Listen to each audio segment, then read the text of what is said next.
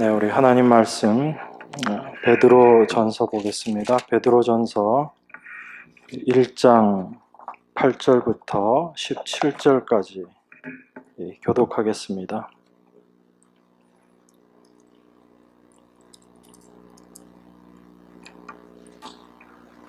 베드로 전서 1장 8절로 17절까지입니다.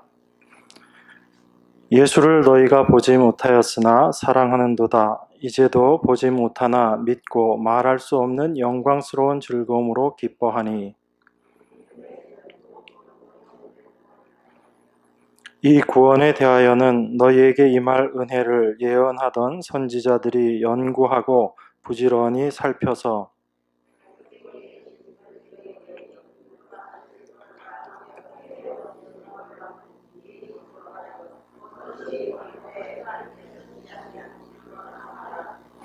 이 섬긴 바가 자기를 위한 것이 아니요 너희를 위한 것임이 계시로 알게 되었으니 이것은 하늘로부터 보내신 성령을 힘입어 복음을 전하는 자들로 이제 너희에게 고한 것이요 천사들도 살펴보기를 원하는 것이니라.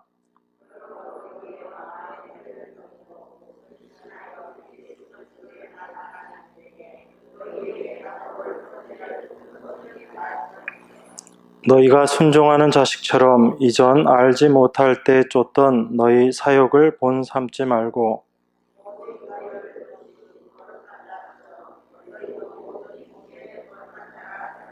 기록하였으되 내가 거룩하니 너희도 거룩할지어다 하셨느니라.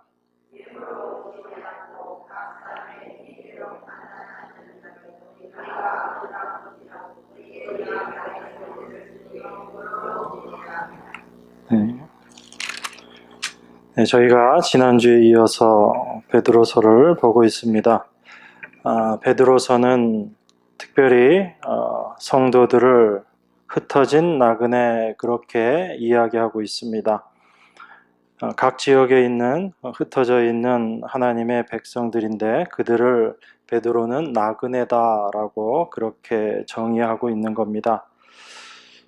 그런데 이 흩어져 있는 하나님의 백성들의 삶이 고난과 어려움 가운데 있는 겁니다. 지금 베드로는 그 아시아에 흩어져 있는 하나님의 백성들이 어려움과 고난과 시련을 겪고 있다라는 것을 알고 이제 그들에게 편지를 하는 겁니다. 그런데 우리들이 생각하기에 그들이 어려움과 고난 가운데 있게 된다면 그들의 어려움을 위로해주고 그들에게 좋은 말로 앞으로 모든 것들이 잘 될 것이고 하나님께 복을 받을 것이다. 그렇게 이야기하면 좋을 것 같은데 베드로는 그렇게 이야기하지 않습니다. 그것이 우리가 잘 알고 특별히 묵상해야지 될 내용입니다. 베드로는 지금 그 시련과 환난 가운데 있는 하나님의 백성, 그 흩어진 나그네들에게 너희들의 하늘에서의 신분이 어떠한가라는 것을 먼저 깨달으라 라고 말합니다. 이 땅에서 어려움을 해결하고 이 땅의 고난에서 벗어나는 것이 해결책이요 중요한 것이 아니라 우리의 속한 위치가 어디에 있는가라는 것을 먼저 깨달으라는 것입니다. 그것을 알 때 내가 지금 당하고 있는 이 모든 것들이 어떠한 것을 위함이고 왜 나에게 이런 고난과 환난과 시련이 닥치는 것인지를 이해하게 된다라는 것입니다. 이것이 성도에게 마땅히 있어야 될 일이고 바로 이러한 고난과 시련을 통해서 하나님의 백성이 온전한 하나님의 백성 되어지는 것임을 베드로가 지금 이야기하고 있는 겁니다. 그렇기 때문에 성도들에게 다가오는 환난, 고난 자체를 없애는 것이 목적이 아니고 그 고난과 환난과 어려움들을 통해서 우리가 참 하늘에 속한 자임을 깨닫게 되고 이 세상에 속한 우리의 것들, 우리의 마음들, 우리의 욕심들을 다 끊어버리게 되는 귀한 은혜의 일이다라는 것을 지금 베드로가 이야기하고 있습니다. 베드로는 특별히 예수 믿는다는 것, 이것을 2절에서 이렇게 표현합니다. 곧 하나님 아버지의 미리 아심을 따라 성령의 거룩하게 하심으로 순종함과 예수 그리스도의 핏부림을 얻기 위하여 택하심을 입은 자들, 이렇게 이야기합니다. 이것은 하나님의 미리 아심을 따라 택하심을 받은 자들이다 라고 이야기하는데, 성령의 거룩하게 하심으로 순종함과 예수 그리스도의 핏부림을 얻기 위해서 택하심을 받은 자들이다, 그렇게 이야기합니다. 성령께서 우리를 거룩하게 하시고 우리 안에서 하나님 앞에 순종이 어떠한 것인지를 알게 하시고 우리로 순종케 하시고 예수 그리스도의 핏부림의 은혜를 우리 안에 경험케 하시는 것, 그렇게 택하심을 받은 자들, 그런 자들이 바로 하나님의 백성이다라고 그렇게 이야기합니다. 이 모든 것들은 여러분들이 자세히 보시면 우리가 어떤 우리의 힘으로, 우리의 능력으로, 우리의 노력이나 애씀으로 이루어질 수 있는 것들이 아니고 하나님께서 긍휼로 우리에게 허락하셔야지만 주어질 수 있는 것들입니다. 그래서 3절에서 이 모든 것들이 예수 그리스도의 죽으심과 부활로 인하여 우리가 이러한 사람들이 되었다라고 그렇게 이야기합니다. 바로 예수 그리스도의 죽으심과 부활하심으로 말미암아 우리를 거듭나게 하사 산 소망이 있게 하셨다, 그렇게 말씀하고 있습니다. 우리가 가끔 은혜에 대해서 이야기할 때 우리 안에 이런 생각들이 들기 쉽습니다. 우리가 은혜를 받았기 때문에 그 은혜에 대해서 보답을 해야지 되겠다라는 그런 생각들을 하기가 쉽습니다. 그게 너무 인간적이고 당연한 것처럼 그렇게 생각되어지지요. 여러분들도 누구에게 도움을 받았으면 그 도움받은 것으로 끝나는 것이 아니고 뭔가 좀 보답을 해줘야지 여러분 마음에 편하고 그것이 당연한 것인 것처럼 그렇게 생각합니다. 그런데 우리가 성경을 통해서 하나님께서 우리에게 주신 은혜가 무엇인가를 알아가면 알아갈수록 우리는 하나님께로 받은 은혜에 대해서 우리가 갚을 수 있는 그 어떤 행위도 없다라는 것을 알게 되는 겁니다. 우리는 처음에 은혜를 받았기 때문에 그 은혜에 보답해서 우리가 어떤 행동을 해야지 되고 우리가 하나님께 영광 올려드리기 위해서 무엇인가를 해야지 된다라고 그렇게 생각하기 쉽습니다. 그것이 우리들이 자연스럽게 드는 생각이기 때문에 그렇습니다. 그런데 성경은 어떻게 말하고 있는가? 우리가 은혜를 받았기 때문에 더욱더 그 은혜 가운데로 들어가야지 된다라고 이야기합니다. 그것이 성경이 이야기하고 있는 은혜 받은 자의 모습이에요. 그것은 무엇이냐면 내가 하나님께로부터 은혜를 받았지만 나에게 어떤 은혜 받을 만한 여지가 있어서 내가 하나님께로부터 은혜 받을 만한 어떤 일을 한 것이 있어서 내가 은혜 받은 것이 아니다라는 것을 알게 하심 때문입니다. 그래서 우리가 하나님의 그 은혜를 알아가면 알수록 나로서는 도저히 받을 수 없는 크고 놀라운 하나님의 은혜인데 어떻게 이 은혜가 나에게 임하였는가라는 것을 알게 되는 거죠. 그래서 그 은혜 받은 사람들의 특징이 뭐냐면 내가 이제 은혜 받았으니까 더 열심히 일해야지 되겠다가 아니고 내가 하나님의 은혜 받았기 때문에 더욱 하나님의 은혜 가운데만 내가 거해야지 되겠다라는 이런 모습으로 나타나는 겁니다. 그것이 우리가 인간적으로 성경을 보지 않고 하나님께서 우리에게 말씀하시는 대로 성경을 보는 모습입니다. 그래서 믿음의 결국 영혼의 구원이다라고 이야기를 하는데 바로 이것이 은혜 받는 온전한 모습이다라는 것을 우리에게 이야기하고 있는 겁니다. 베드로전서 13절에 보면 1장 13절에 보면 이렇게 이야기합니다. 그러므로 너희 마음의 허리를 동이고 근신하여 예수 그리스도에 나타나실 때 너희에게 가져올 은혜를 온전히 바랄지어다.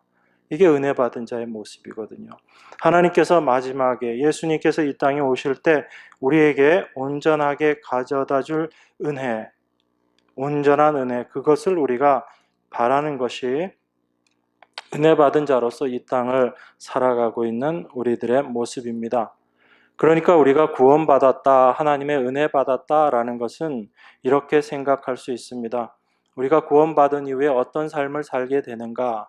그것은 하나님을 위해서 우리가 뭔가 하는 삶을 살아가는 것이 아니고 하나님께서 우리에게 쏟아 부어주신, 하나님께서 우리에게 허락하신 그 은혜가 얼마나 크고 놀라운 것인가라는 것을 경험하면서 살아가는 삶이 바로 구원받은 자들의 삶입니다.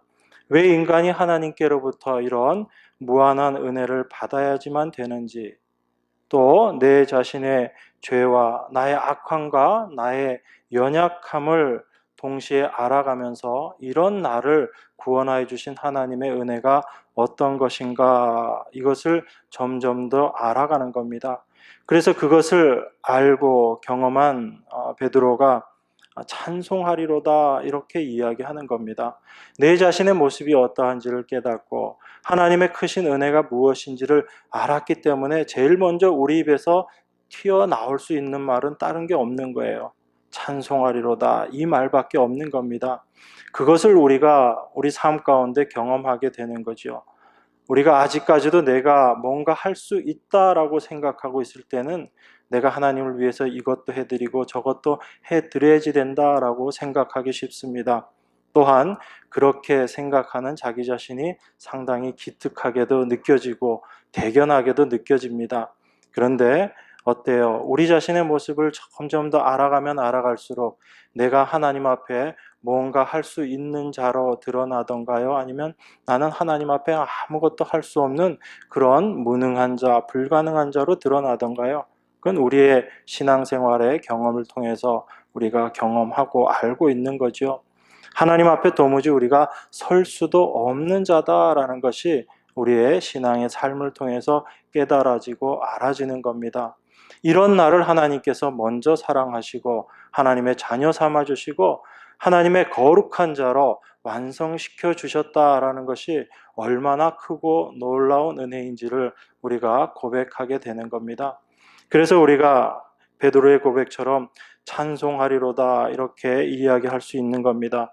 우리가 이런 은혜를 받은 것은 하나님이 그 많으신 긍휼대로 예수 그리스도의 죽은 자 가운데서 부활하심으로 말미암아 우리에게 산 소망을 주셨고 우리에게 참된 은혜를 허락하셨다라는 것을 우리에게 깨닫게 하시는 것입니다. 이것이 우리가 하나님의 은혜를 경험하고 예수 그리스도를 통한 하나님의 사랑을 깨닫고 나서 우리가 고백하는 그런 내용들입니다.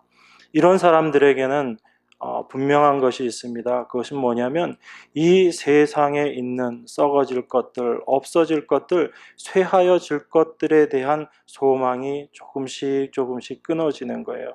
이게 어느 한순간에 끊어지는 것이 아니고 우리들의 삶을 통해서 자꾸 그런 것들이 놓여지게 되는 것입니다.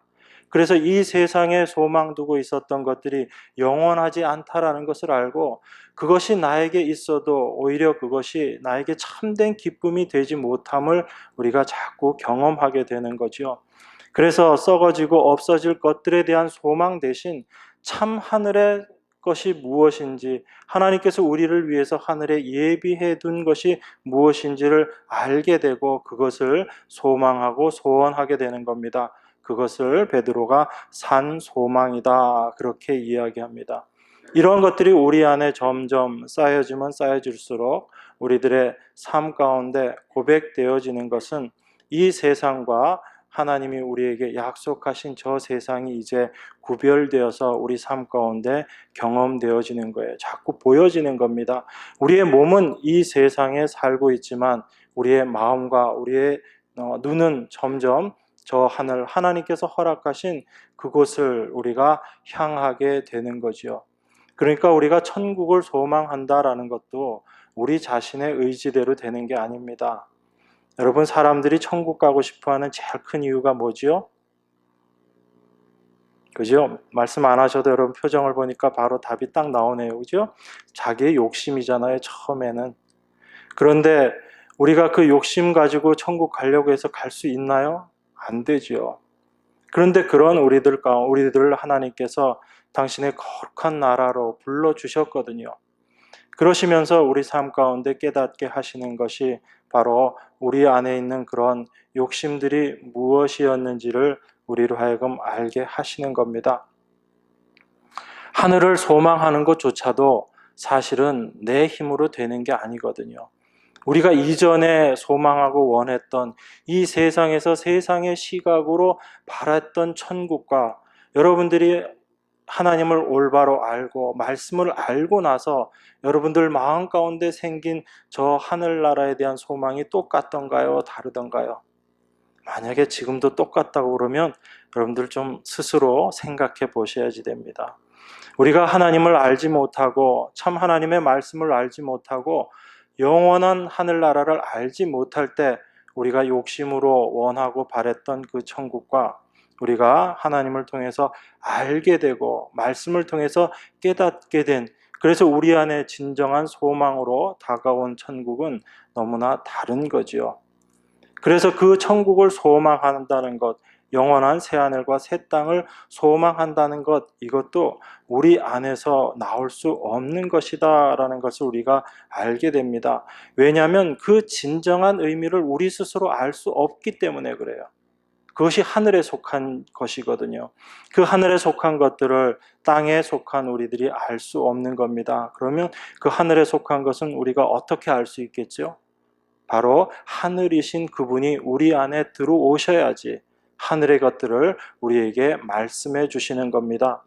그래서 이전에는 나의 욕심을 위해서 바랬던 그 천국이 이제는 나의 욕심이 아닌 그곳에서 하나님과 함께 누려야 될 영원한 기쁨, 참된 기쁨, 이 세상이 주지 않는, 줄 수 없는, 이 세상이 결코 나에게 허락할 수 없는 그런 기쁨을, 즐거움을 우리에게 가져다주는 그 천국을 우리가 소망하게 되는 거죠. 그것은 이전에 우리가 갖고 있었던 천국에 대한 소망과는 전혀 다른 모습으로 우리에게 다가오는 겁니다.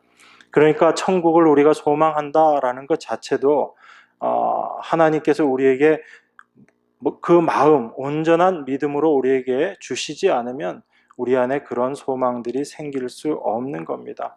그러니까 이 모든 것들이 사실은 하나님의 은혜로 우리에게 주어지는 것들이거든요. 베드로가 지금 그런 것들을 이야기하고 싶은 겁니다. 지금 이 땅에서는 시련과 어려움을 겪고 있지만 그것 자체를 해결하고 거기서 벗어나는 것이 중요한 것이 아니다라는 거예요.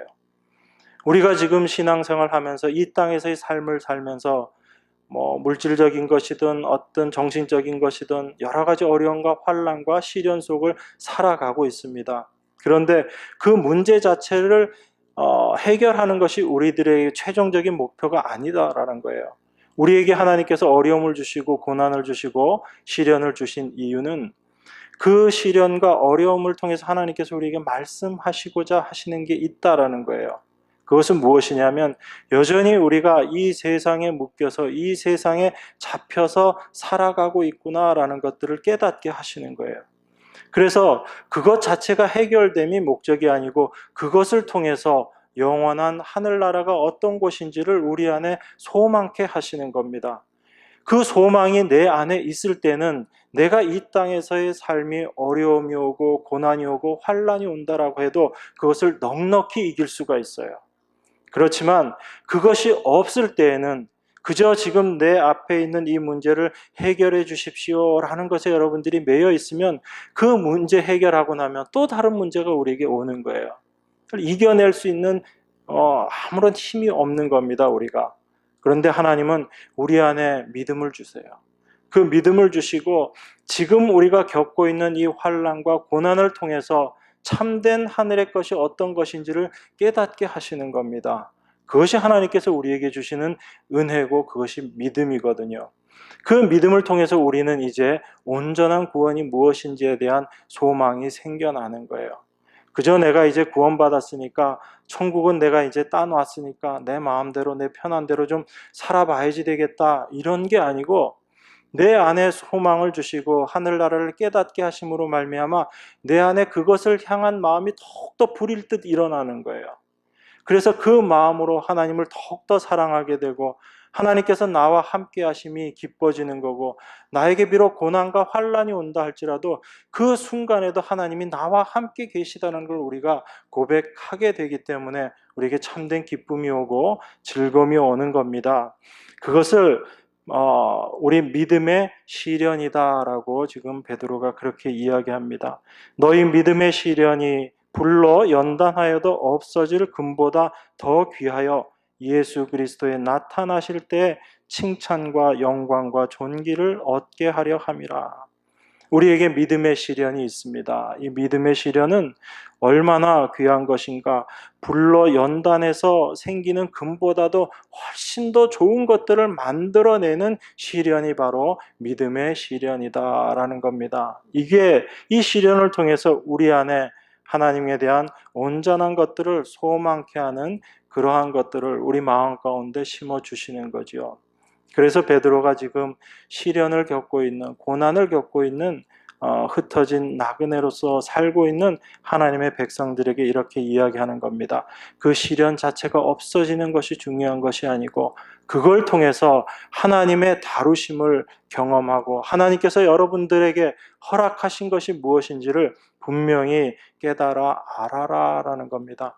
그걸 알 때 시험은 우리에게 기쁨이 될 수 있습니다.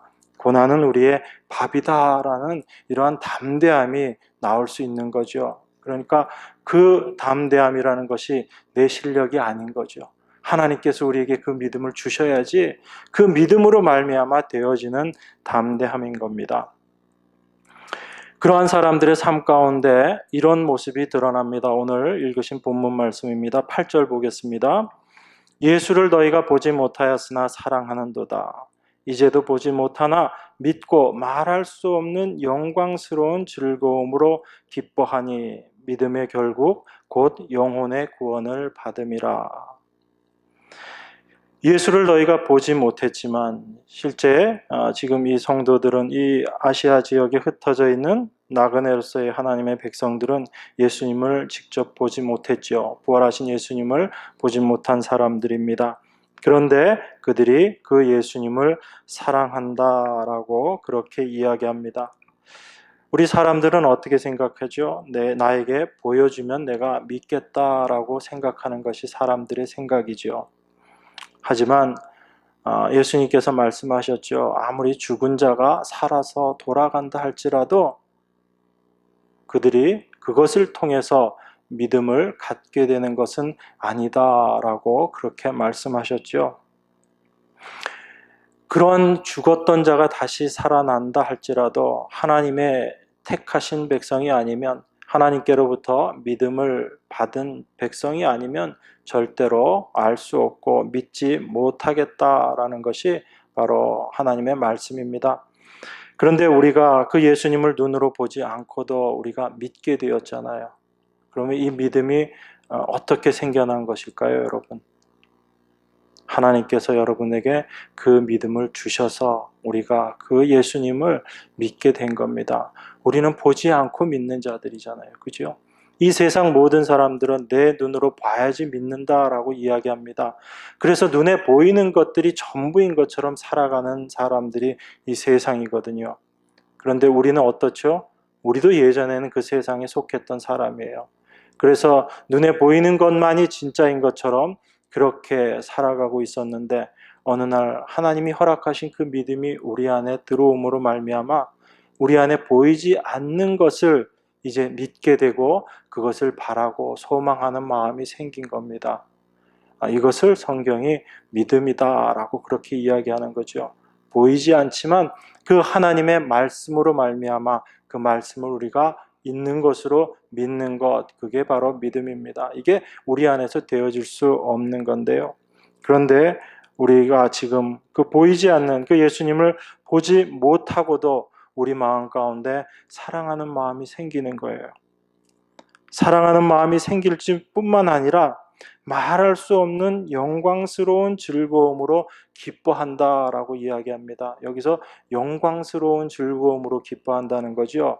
이건 세상적인 그런 기쁨이 아니다라는 겁니다. 세상은 어때요? 나에게 좋은 것 내가 얻으면 기쁜 거죠. 내가 갖고 싶은 것 얻으면 그게 기쁜 거죠. 그게 세상적인 기쁨입니다. 세상적인 즐거움이에요. 그런데 영광스러운 즐거움, 영광스러운 즐거움으로 우리가 갖게 되는 기쁨은 그런 것과는 전혀 다른 차원입니다. 세상 사람들이 보면 저게 왜 기쁠까 하는 것들로 우리가 기뻐하는 거예요. 우리가 고난당하지만 우리 마음 가운데 내심 기쁨이 있습니다. 왜 기쁘죠? 아, 하나님이 나와 함께 계시구나. 하나님이 지금 나를 훈련시키고 계시구나.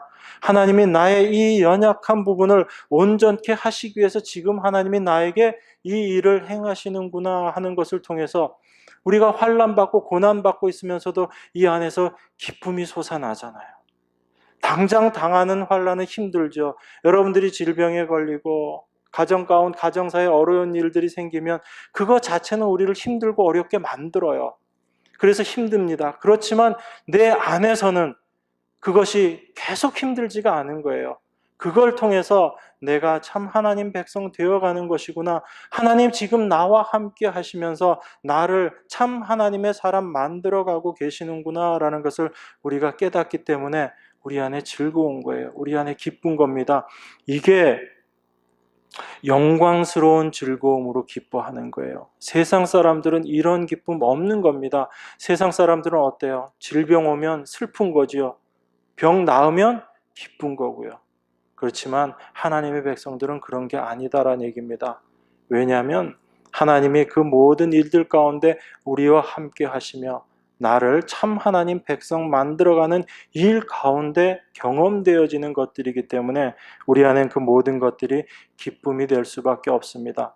그러니까 성도들은요, 이 세상에서 환난과 어려움과 시련을 겪지만 늘 그 고난 때문에 인상 팍팍 쓰고 다니는 사람들이 아니에요. 그러니까 좀 조심하셔야 되겠죠, 그렇죠? 저도 가끔 그러지만 가끔 그러는지 증인이 한 사람 있긴 있는데 어쨌거나 여러분 삶 가운데 다가오는 그런 것들에 우리가 너무 집착을 하게 되면 우리가 거기에 매여버립니다. 그런데 말씀은, 믿음은 우리에게 뭐라고 이야기하는가? 그 고난으로 말미암아 우리가 더 주께로 가까이 가게 된다라고 말하고 있거든요. 그것이 우리에게 참된 기쁨이 되는 겁니다. 그래서 성도는 고난과 환난 가운데 있지만 거기에 매여서 늘 고통만 당하고 그렇게 살아가는 사람들이 아니에요. 오히려 그 어려운 가운데서도 더욱더 기쁨을 느끼고 참된 기쁨이 무엇인지를 알아가는 사람들이 성도들입니다. 여러분, 이 기쁨이 우리에게 늘 충만하기를 원합니다. 여러분들이 이 기쁨 가지고 살아가는 거예요. 그래서 이 기쁨이 하늘에 대한 소망으로 우리를 연결시키는 겁니다. 이 땅에서도 이렇게 내가 기쁜데 하나님으로 말미암아 나에게 이렇게 큰 기쁨이 있는데 그 나라에서 영원히 하나님과 함께 지내면 얼마나 기쁠 것인가. 우리가 그걸 경험하는 거잖아요. 그래서 우리가 하늘나라를 이 땅에서 사실은 맛보면서 살아가는 거예요. 우리가 하늘나라를 온전히 누릴 수는 없지만 하나님께서 이 땅에서 우리가 그것을 경험하도록 하셨어요. 그래서 성령을 우리에게 보증으로 보내셨다라고 그러죠. 그 보증이 보증금이라는 의미거든요. 거기서 말씀하는 건 여러분들 집 사고 할 때 보증금 먼저 내시잖아요, 그죠? 그러면 그게 뭡니까? 실제 어떤 것들을 사게 될 때 증거금으로 먼저 일부를 내는데 그거 딱 받아 놓으면은 그거 가지고 실제를 알 수 있는 거죠, 그죠? 아, 요런 거구나라는 걸 알 수 있는 거예요. 나중에 다 이제 받게 되면 그 증거금으로 우리가 일부를 받았지만 그걸 통해서 나중에 전체가 어떤 것인지를 알게 되는 거잖아요. 성령께서 우리 안에 들어오셔서 그것들을 경험하게 해주시는 거예요. 그것이 우리 안에서 역사하시는 성령님의 또 하나의 역사하시는 모습이거든요. 그것이 일입니다. 그래서 우리에게 그 영광스러운 즐거움으로 기뻐하게 만들고요. 우리 안에 믿음의 결국 곧 영혼의 구원을 소망하게 만듭니다. 이 영혼의 구원이라는 것은 온전한 구원을 말하는 거예요. 그래서 우리 안에 참된 구원, 온전한 구원을 향한 소망과 갈망이 있게 하시는 겁니다. 이 결국을 바로 믿음이 우리 안에서 완성시켜내는데 바로 예수 그리스도의 오심으로 말미암아 이것이 완성되는 겁니다. 그래서 우리 가운데 늘 이 소망 가지고 살아가는 거예요. 이 구원이 어떤 것인지 이야기하고 있습니다. 10절, 11절, 12절 제가 봉독합니다. 이 구원에 대하여는 너희에게 임할 은혜를 예언하던 선지자들이 연구하고 부지런히 살펴서 자기 속에 계신 그리스도의 영이 그 받으실 고난과 후에 얻으실 영광을 미리 증거하여 어느 시 어떠한 때를 지시하시는지 상고하니라. 이 섬긴 바가 자기를 위한 것이 아니요 너희를 위한 것임이 계시로 알게 되었으니 이것은 하늘로부터 보내신 성령을 힘입어 복음을 전하는 자들로 이제 너희에게 고한 것이요 천사들도 살펴보기를 원하는 것이다.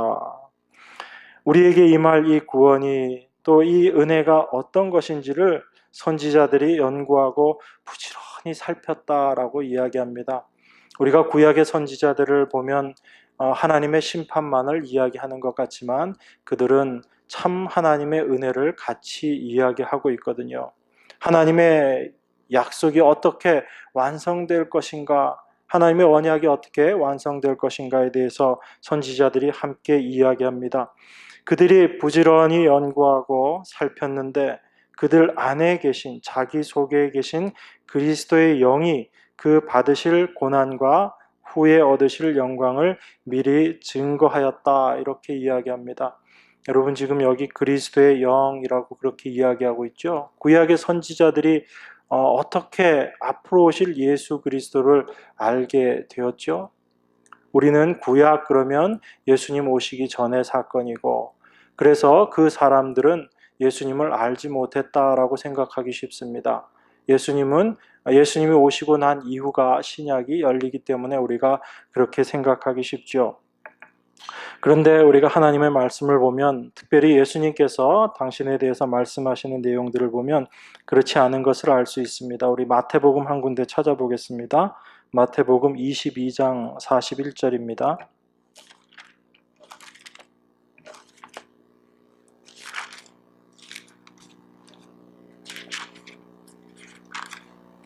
(22장) 41절로 46절까지입니다.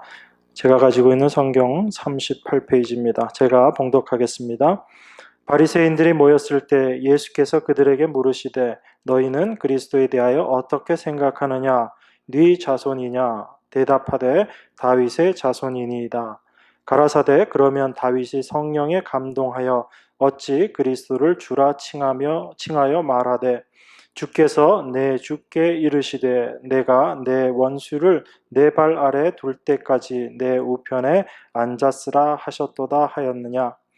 다윗이 그리스도를 주라 칭하였은즉 어찌 그의 자손이 되겠느냐 하시니 한 말도 능히 대답하는 자가 없고 그날부터 감히 그에게 묻는 자도 없더라. 예수님께서 유대인들에게 물어보는 거지요. 그리스도에 대해서 너희가 어떻게 생각하느냐 그렇게 물었더니 유대인들이 대답합니다. 다윗의 자손입니다. 이렇게 이야기하거든요. 그랬더니 다시 말씀하십니다. 다윗이 성령에 감동하여 예수 그리스도를 주라 칭하여서 말하였는데 주께서 내 주께 이르시되 내가 내 원수를 내 발 아래 둘 때까지 내 우편에 앉았으라 하셨도다 하였다. 이렇게 말합니다. 다윗이 그리스도를 주라 칭하고 그렇게 말하는 것을 보고 어떻게 그 다윗이 그 그리스도의 자손이 되겠는가라고 지금 그렇게 이야기합니다. 그러니까 다윗도 실제 우리가 그리스도라고 하는 분은 다윗의 후손으로 나올 것이라고 성경에서 이야기하고 있지만 이미 다윗이 그 그리스도에 대해서 이야기하고 있다라는 거죠. 그러면 다윗이 어떻게 그것을 알았겠습니까? 하나님께서 바로 그리스도의 영이 다윗에게 그것을 깨닫게 해 주신 거지요. 그래서 그 그리스도의 영은 우리가 생각하기에 예수님 이후에만의 그리스도의 영이 아니고 바로 예수 그리스도께서는 이미 구약 때에도 하나님의 그 모든 일들을 깨닫게 하시고 십자가를 깨닫게 하시는 일에 그 일들에 동참되었다라는 것을 우리가 알 수 있습니다. 똑같은 이야기지만 사실은 우리 요한복음에도 아브라함에 대해서 이야기하면서 아브라함도 나의 때 볼 것을 즐거워하다가 보고 기뻐하였다라는 그 표현이 나오죠. 요한복음 8장에 보면 그때 유대인들이 이야기합니다. 네가 나이 50도 못 되었는데 어떻게 아브라함을 보았느냐라고 그렇게 이야기하죠. 그때 예수님께서 아브라함이 나기 전부터 내가 있었다라고 그렇게 예수님께서 말씀하십니다. 그러니까 구약의 선지자들도 예수 그리스도의 고난 받으시고 예수 그리스도로 말미암아 은혜가 어떻게 임할 것인가라는 것을 선포하고 증거했는데 그것을 바로 그리스도의 영, 성령께서 그 안에 함께 하심으로 그것을 다 깨닫게 해 주셨다라는 겁니다. 그래서 자기 속에 계신 그리스도의 영이 그 받으실 고난과 후에 얻으실 영광을 미리 증거하였다라고 그렇게 이야기합니다. 그런데 그 선지자들이 그렇게 수고하고 고생한 것이 자기 자신들을 위한 것이 아니고 지금 고난 가운데 있는 그 성도들을 위한 것이다. 바로 여러분과 나를 위한 것이다 라고 지금 베드로가 이야기하고 있는 겁니다. 그들이 이미 그 구약 시대 때 예수 그리스도의 영으로 말미암아 하나님의 은혜가 어떻게 임할 것인지를 그들이 깨닫고 그들이 미리 다 이야기했다라는 것입니다. 그렇기 때문에 우리가 지금 고난 가운데 있지만 그 고난 자체가 중요한 것이 아니고 바로 그 고난을 통해서 우리에게 주실 은혜가 있다라는 것을 지금 베드로가 이야기합니다. 13절이 이렇게 시작되죠. 베드로전서 1장 13절입니다. 그러므로 너희 마음의 허리를 동이고 근신하여 예수 그리스도에 나타나실 때 너희에게 가져올 은혜를 온전히 바랄지어다. 그렇게 이야기합니다. 여기 시작이 그러므로라는 거죠. 여러분, 그러므로 그러면 어떤 내용이죠? 앞의 내용들이 다 이루어지고 그렇게 이해되어질 때 그렇기 때문에 우리에게 이러한 일들이 있어야지 된다. 너희가 이렇게 행해야지 된다라는 겁니다.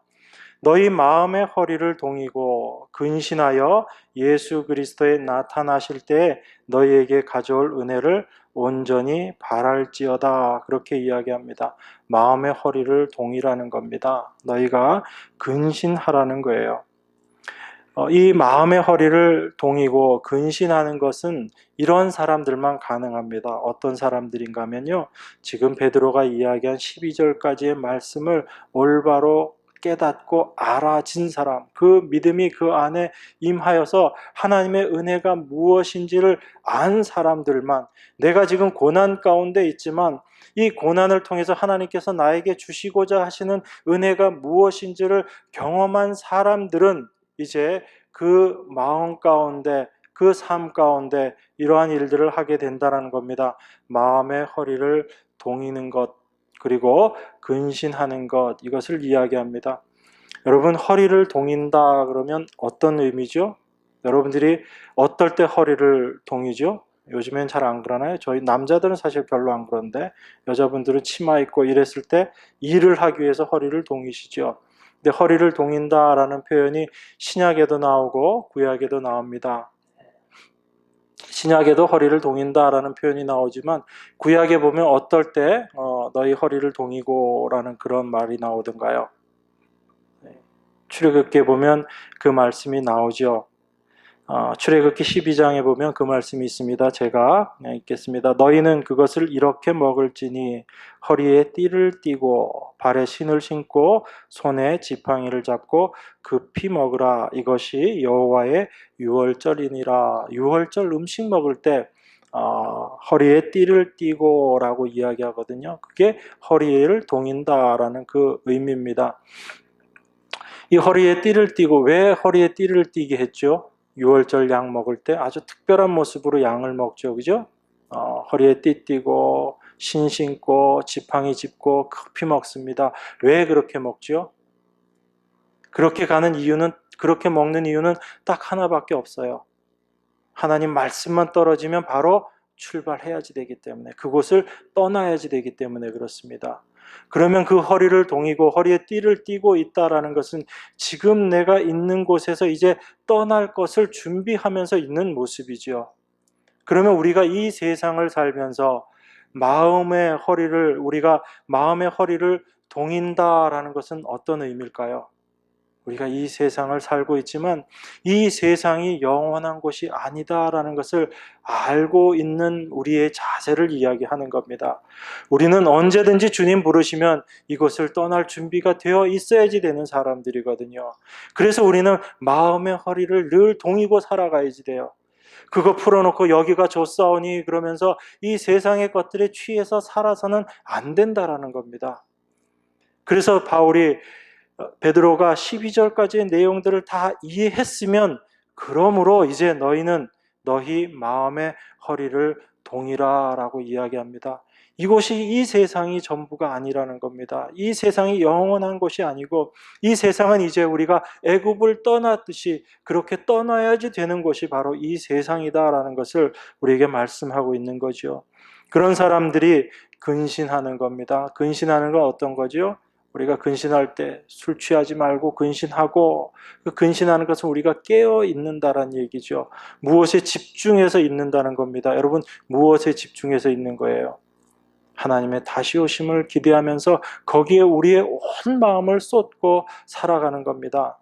그렇다고 해서 이 세상 일 다 내팽겨치고 주님 이제 다시 오십니다, 그것만 붙잡고 살아간다는 그 의미가 아니고, 우리가 이 세상에서의 삶을 살아가면서 거기에 매이지 않고 이 세상이 나를 유혹하고 나를 붙잡으려고 할 때마다 그것이 영원한 것이 아니고 이 세상이 나를 지금 붙잡고 있다, 이 세상은 영원한 것이 아니다라는 것을 계속 기억하라는 이야기거든요. 그것이 우리가 근신하며 살아가는 삶의 모습입니다. 우리를 유혹하는 것들, 우리를 붙잡는 그런 세상의 것들에 우리 자신들이 그것을 끊어내기 위해서 근신하는 겁니다. 이것은 하나님의 은혜를 안 자들만 가능한 거예요. 하늘의 영원한 것들을 알지 못한 사람들은 이 세상의 것들을 끊어내고 싶어도 끊어내어지지가 않는 거예요.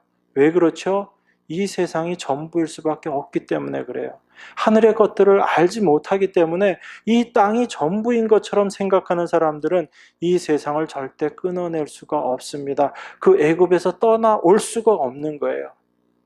그런데 그 하나님의 은혜의 풍성함이 무엇인지를 경험한 사람들은 마음을 동입니다. 마음의 허리를 동이고요.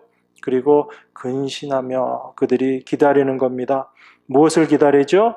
너희에게 가져올 은혜, 예수 그리스도의 나타나실 때, 주님 다시 오실 때죠, 그죠? 예수 그리스도의 나타나실 때 너희에게 가져올 은혜를 온전히 바랄지어다, 이렇게 이야기합니다. 이것이 하나님의 은혜를 경험한 사람들의 삶 가운데 우리가 이제 행해 나가야지 될 것들이에요. 그런데 여러분, 이것 우리 힘으로 행하는 걸까요? 아니죠. 이것을 알게 하시는 분도 우리 안에 계신 하나님이시고 성령이시고, 이 일을 우리 안에서 이루어 내시는 분도 성령님이십니다. 14절입니다. 너희가 순종하는 자식처럼 이전 알지 못할 때 줬던 너희 사욕을 본삼지 말고 오직 너희를 부르신 거룩한 자처럼 너희도 모든 행실에 거룩한 자가 되라.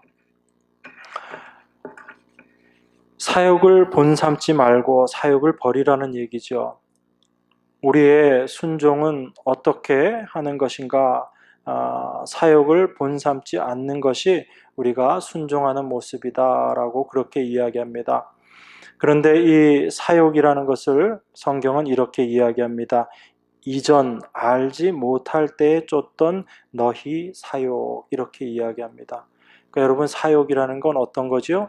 우리가 예수님을 알지 못했을 때, 우리가 육체로 있을 때, 육신으로 있을 때 우리가 바라고 원했던 것, 우리가 쫓았던 것, 그것이 바로 사욕이다라는 이야기예요. 그러니까 우리가 사욕을 본삼지 않는다라는 것은 이 육체의 소욕, 육신의 소욕을 쫓지 않는 것을 말하는 거죠. 우리가 이전에 이 세상이 전부인 것처럼 생각하고 그 세상의 것들을 구했던 그 마음을 우리가 이제 내려놓게 되는 겁니다. 그것을 사욕을 쫓지 않는 것이고 그것이 바로 순종하는 삶이다라고 이야기합니다. 그러니까 이 사욕을 쫓지 않는 것도 우리가 우리 스스로 하는 것이 아니고 하나님께서 우리를 그 죄악된 세상에서 건져내 주심으로 말미암아 무엇이 영원한 것이고 무엇이 썩어 없어질 것인지를 깨닫게 하였음으로 말미암아 우리가 그것을 깨달아 알므로 말미암아 우리가 사욕을 쫓지 않는 삶을 사는 거예요. 그러니까 제가 늘 말씀드리지만 순종은 내가 순종해야지 되겠다 해서 순종되어지는 게 아니에요. 순종하는 게 아닙니다. 순종은요, 우리 안에 하나님의 믿음이 오게 되면 자연스럽게 드러날 수밖에 없는 게 순종이에요. 그것을 행위라고 이야기합니다. 그걸 믿음으로 말미암은 행위라고 이야기하는 거거든요. 우리 안에 믿음이 없으면 절대로 나올 수 없는 것, 그것입니다. 단지 눈에 보이는 어떤 외적인 행동 자체를 성경은 행위라고 이야기하지 않아요. 그래서 하나님께서 우리에게 순종하는 자식처럼 이전 알지 못할 때 쫓던 너희 사역을 본삼지 말라라고 이야기합니다. 우리가 하나님도 모르고 하나님 나라도 모르고 성령도 몰랐을 때 우리가 쫓았던 삶의 모습이 있죠. 우리가 하나님을 잘 몰랐을 때 우리가 쫓았던 삶의 모습이 있습니다. 육신의 소욕을 쫓아서 쫓았던 그런 욕심들이죠. 그런 것들을 이제 우리가 다 내려놓게 되는 겁니다. 그리고 나서 우리에게 하나님께서 하시는 말씀이 너희를 부르신 자처럼 너희도 모든 행실에 거룩한 자가 되라. 기록하였으되 내가 거룩하니 너희도 거룩할지어다 하셨느니라. 이렇게 이야기합니다. 여러분, 우리가 거룩하라라는 이 말씀이 어떤가요? 여러분들이 거룩하게 행하는 것, 어떤 게 거룩이죠? 우리가 내가 거룩하니 너희도 거룩할지어다 이 말씀 들으면 왠지 좀 주눅 들지요. 우리가 어떻게 해야지 거룩한 삶을 살 것인가 이렇게 생각하기 쉽습니다. 그런데 1차적으로요 이렇게 이야기합니다. 내가 거룩하니 너희도 거룩할지어다 이렇게 이야기해요. 여러분, 만약에 하나님의 거룩을 우리가 이루어내야지 된다면 우리가 어떻게 하나님의 그 거룩을 이루어낼 수 있겠어요? 우리가 하나님의 것을 어떻게 우리의 힘으로, 인간의 힘으로 이루어낼 수 있겠어요? 우리가 할 수 없는 일이죠. 그럼 하나님께서 내가 거룩하니 너희도 거룩할지어다 라는 그 말씀의 의미는 뭘까요?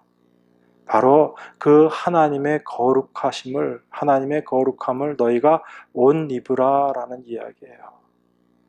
우리의 것으로 만들어낼 수 없는 거룩이라는 얘기입니다. 그것이 하나님의 거룩이거든요. 근데 우리는 거룩 그러면 우리 스스로 갖고 있는 생각들이 있습니다. 행동하는 것도 좀 거룩하게 해야지 되고요. 말하는 것도 좀 거룩하게 해야지 되고요. 그죠? 생각하는 것도 추잡한 생각 안 하는 게 거룩한 것이다 라고 그렇게 스스로 생각합니다. 그런데 성경에서 말하는 그 거룩은 그것이 아니에요. 하나님의 거룩하심은 어떻게 드러나게 되지요? 하나님 홀로 하나님 되심으로 하나님의 거룩 드러나는 거거든요. 이 모든 세상과 구별된 분, 이 세상과 다른 분, 이 세상을 창조하신 하나님의 의미로 그 하나님의 거룩함이 드러나는 거거든요. 그래서 원래 거룩이라는 단어의 뜻은요, 구별하다라는 뜻이에요. 구별되어지는 겁니다. 이 세상과 하나님이 구별되실 수밖에 없죠. 그것이 하나님의 거룩하심이거든요. 이 세상이 도무지 쫓아갈 수 없는 모습입니다. 그런데 하나님께서 이 세상을 창조하시면서 하나님의 그 거룩을 그 창조 가운데 심어 놓으신 거죠. 그것이 우리들의 모습이고요. 그래서 우리가 거룩함을 입는 것, 우리가 거룩함을 행하는 것은 우리 스스로의 힘으로 그 거룩함을 이루어내는 것이 아니고 하나님의 거룩하심을 옷 입는 거예요. 하나님이 그래서 우리를 구별된 자로 만들어 놓으시는 겁니다. 그게 거룩이에요. 여러분들이 이미 그 거룩 가운데 들어가 있는 자들입니다. 여러분들의 삶이 이미 이 세상과는 구별된 자로 여러분들 살아가고 있거든요. 여러분들이 뭔가를 이루어내어서 여러분들이 구별되어지는 것이 아니고, 여러분들이 뭔가를 해서 거룩되어지는 것이 아니고, 하나님은 이미 여러분들을 부르심으로 말미암아 여러분들을 부르심을 받은 자로 이미 구별하여 세우신 거예요. 그 삶을 통해서 이제 거룩이 무엇인지를 깨닫게 하시고 경험케 하시고 그 거룩이 여러분의 삶을 통해서 드러나게 하시는 거예요. 그것이 어떤 겁니까? 이 세상과 다른 삶을 살아가는 모습으로 나타내시는 거예요. 그게 하나님의 거룩을 드러내는 겁니다. 우리가 거룩해지는 거예요. 근데 우리가 뭔가 다른 것을 해서 우리 스스로를 거룩하게 만들어가는 게 아니다라는 겁니다. 그래서 우리의 힘으로 만들 수 없는 거룩이기 때문에 우리는 늘 우리의 거룩함을 위해서 예수님께 기도할 수밖에 없는 거예요. 나는 이 세상과 똑같이 갈 수밖에 없는 그런 존재인데, 나는 늘 이 세상과 하나 되기를 원하는 게 나의 모습인데, 하나님 여기에서 나를 좀 구별하여 내주십시오라고 우리가 기도할 수밖에 없는 거잖아요. 그게 우리의 기도가 되어야죠. 하나님 이것 주세요. 하나님 저희 아이가 힘든데, 하나님 저희도 좀 이런 것 좀 있었으면 좋겠습니다. 우리가 원하는 것들 그런 거 달라고 하는 게 기도가 아니고요. 여러분 참된 기도는 우리 안에서 우리의 삶 가운데 그 하나님의 거룩이 드러날 수 있도록 하나님 저를 붙잡아 주시고 인도해 주십시오 하는 기도가 되는 거예요. 이 세상 사람들은 다 저것을 원하고 살아가지만 나도 저것이 좋은데 하나님 나를 그 모습에서 끄집어내 주셔서 저 사람들과 다른 사람의 모습으로 살아갈 수 있도록 하나님의 거룩을 드러내면서 살아갈 수 있도록 나를 그렇게 만들어 주십시오. 이게 성도들의 기도예요. 세상 사람들이 보면 참 별종이죠. 그죠? 그래서 구별된 자로 살아가는 겁니다.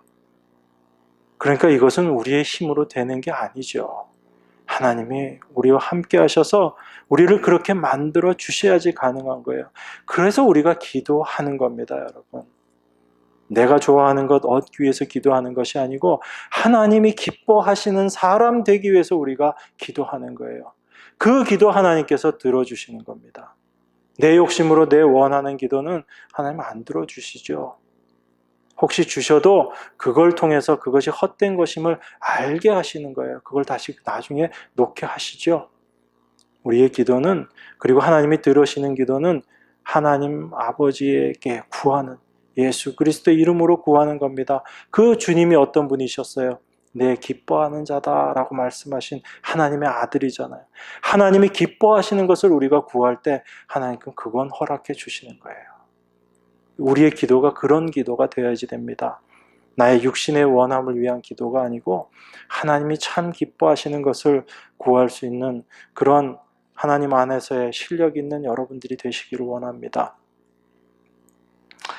그것이 바로 우리에게 거룩함이다라고 그렇게 말씀하시는 겁니다. 우리 17절 말씀 보고 마치도록 하겠습니다.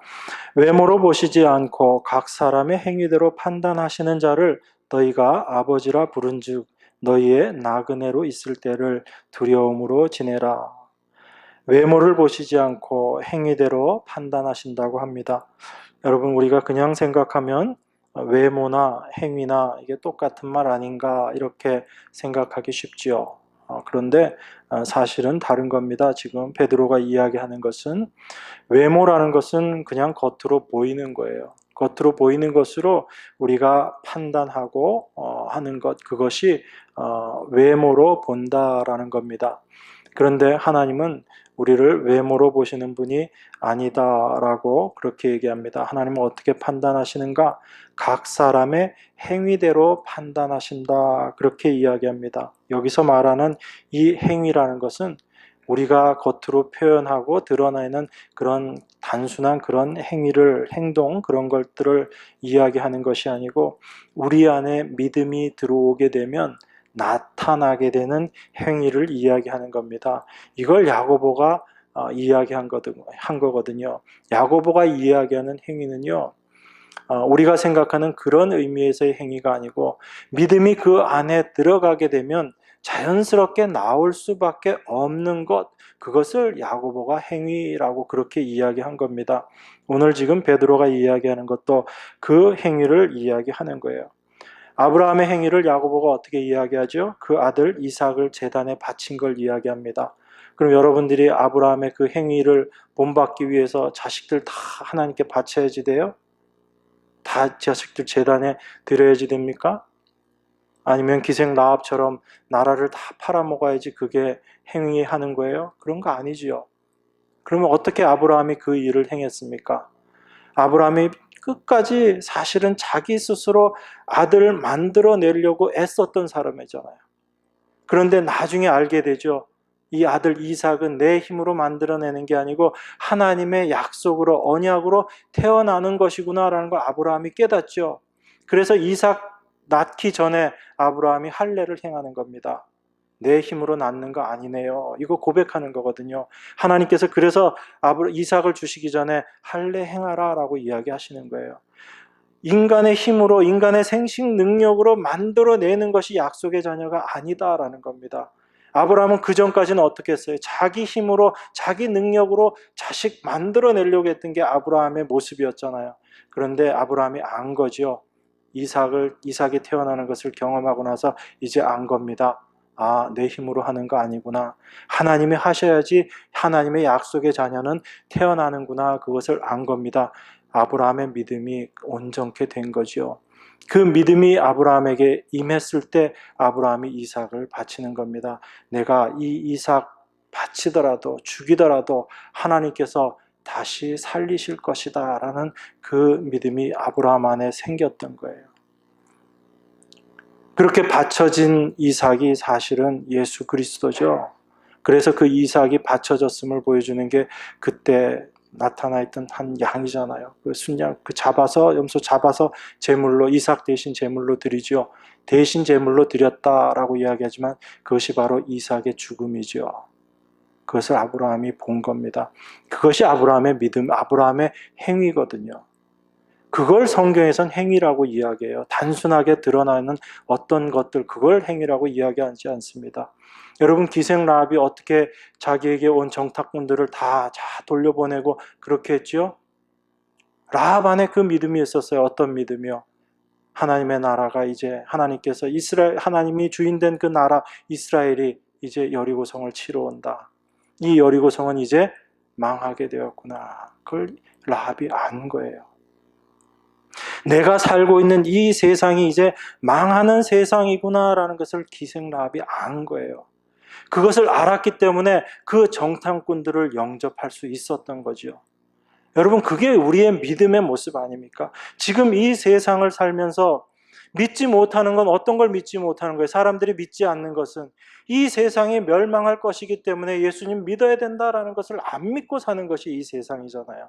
그런데 우리가 언제 참된 믿음을 갖게 됩니까? 언제 이 세상에 대한 것들을 다 내려놓게 돼요? 이 세상은 이제 하나님께서 불로 심판하기 위해서 예비해 놓은 것이다 라는 것을 우리가 깨닫는 순간에 이 세상의 것들을 내려놓게 되지요. 그리고 우리에게 임할 새 하늘과 새 땅을 우리가 바라게 됩니다. 그랬을 때 우리 안에 라합과 같은 그런 믿음의 행위들이 나오는 거예요. 하나님의 말씀을 영접하는 일들이 우리 삶 가운데 이제 생겨나는 겁니다. 그것을 겉으로 봤을 때 어떤 행동의 모습으로 드러날 수가 있겠죠. 그것을 성경이 행위라고 이야기를 하는 거예요. 그 안에 믿음이 들어와서 그 믿음으로 말미암아 자연스럽게 나오게 되는 행위, 그것을 바로 성경이 말하는 행위라고 이야기하는 겁니다. 이것을 하나님께서 우리에게 판단하시겠다라는 얘기예요. 이것을 하나님이 판단하신다는 이야기입니다.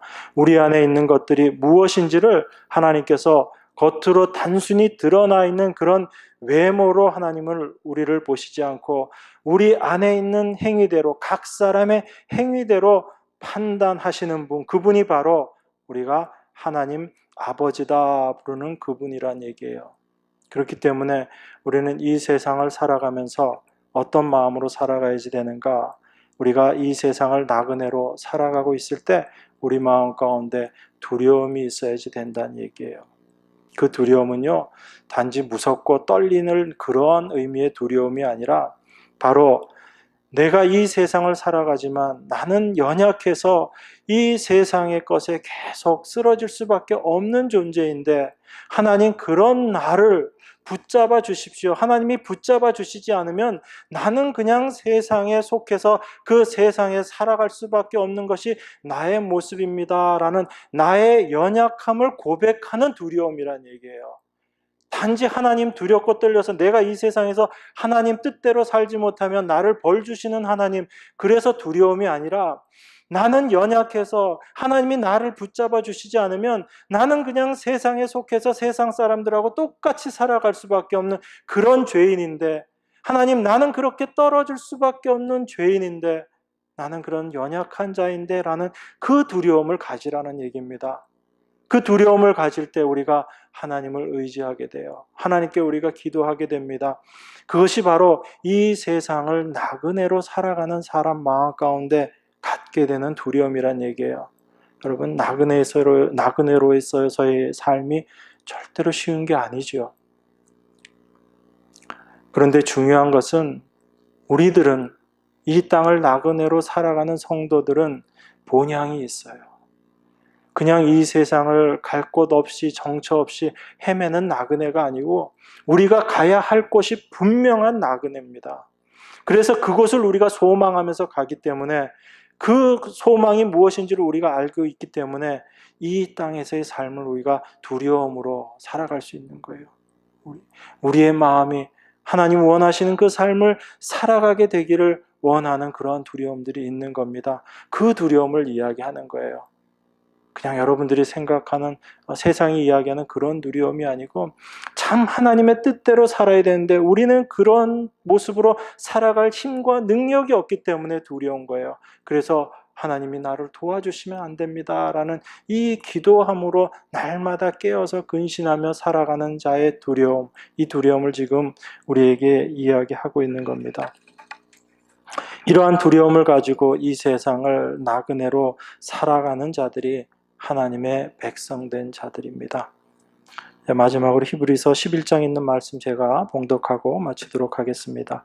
이 사람들은 다 믿음을 따라 죽었으며 약속을 받지 못하였으되 그것들을 멀리서 보고 환영하며 또 땅에서는 외국인과 나그네로라 증거하였으니 이같이 말하는 자들은 본향 찾는 것을 나타냄이라. 저희가 나온 바 본향을 생각하였다면 돌아갈 기회가 있었으려니와 저희가 이제는 더 나은 본향을 사모하니 곧 하늘에 있는 것이라. 그러므로 하나님이 저희 하나님이라 일컬음 받으심을 부끄러워 아니하시고 저희를 위하여 한 성을 예비하셨느니라. 이 땅을 나그네로 살았던 우리 믿음의 선배들의 모습입니다. 그들이 그냥 돌아갔겠다라고 생각했다면 이 육신의 본향이 있었죠. 돌아갈 곳이 있었죠. 그렇지만 그들에게는 참된 본향을 사모하는 그 소망이 있었습니다. 그래서 이 땅을 외국인과 나그네로 삶을 살아가면서 더 나은 본향을, 하늘에 있는 것을 소망하면서 살았습니다. 이러한 사람들을 하나님께서는 부끄럽게 여기지 않으시고 그들을 위해서 온전한 성, 새 하늘과 새 땅을 예비하셨다라고 얘기하십니다. 우리에게 이 소망이 있기를 원합니다. 여러분, 이 세상을 살아가면서 힘들고 어려울지라도 이 온전한 소망 우리 마음 가운데 두고 살아가는, 하나님의 은혜 앞에 날마다 감사하며 살아가는 여러분과 제가 되기를 원합니다. 우리 기도하겠습니다. 하나님 아버지 감사합니다.